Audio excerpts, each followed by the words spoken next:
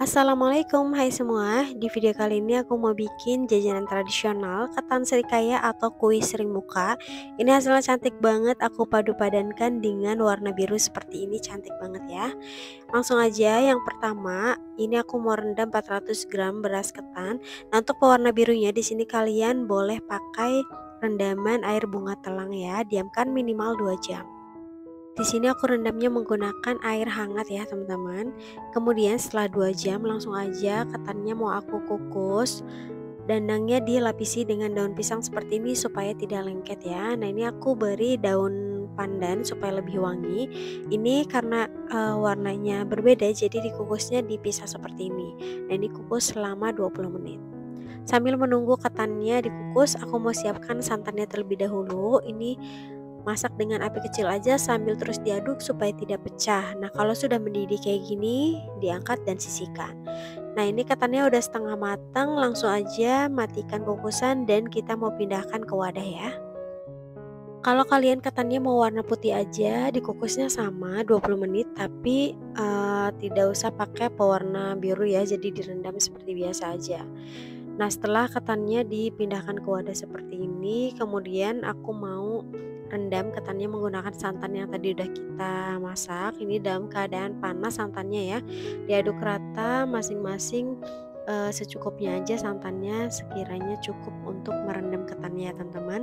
Nah, setelah dicampur rata dengan santan, kemudian diamkan minimal 15 menit.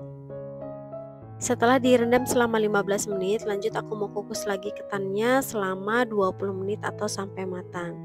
Nah, ini masih dipisah seperti ini mengukusnya ya teman-teman, kukus dengan api sedang aja.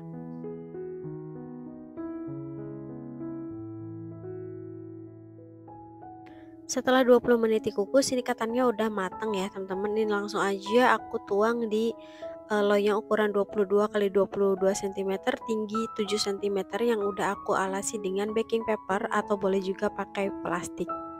Lalu dipadat-padatkan seperti ini sampai benar-benar padat. Nah, lanjut aku mau bikin adonan pandannya ya teman-teman. Campur semua bahan yang sudah aku tulis. Kemudian aduk rata dulu, baru deh tuang santan. Ini santannya santan mentah ya. Tapi kalau kalian mau lebih awet, tahan lama supaya nggak mudah basi, boleh santannya direbus terlebih dahulu. Nah, ini masukkan secara bertahap sambil diaduk rata sampai tidak ada tepung yang bergerindil. Kalau dirasa sudah tercampur rata, baru deh masukin jus pandannya dan tambahkan juga pasta pandannya supaya warnanya itu lebih cantik ya. Nah, ini diaduk rata. Kalau udah tercampur, tambahkan kocokan telur ya teman-teman. Di sini aku pakai 2 butir telur.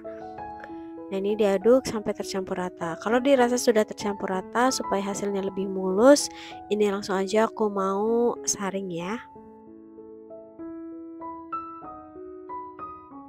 Kemudian masak dengan api kecil selama kurang lebih 5 menit atau sampai mengental aja. Nah, di sini kesalahan aku, ini aku apinya itu agak besar jadi terlalu kental seperti ini ya. Jadi agak kurang rapi menurut aku untuk bagian pandannya. Jadi kalau kalian itu jangan sampai mengental seperti ini ya. Jadi teksturnya itu harus masih cair teman-teman supaya bagian pandannya itu bisa lebih rapi. Nah, ini aku rapi-rapikan aja seperti ini bagian atasnya. Kalau sudah, lanjut aku mau kukus lagi selama 40 menit atau sampai matang.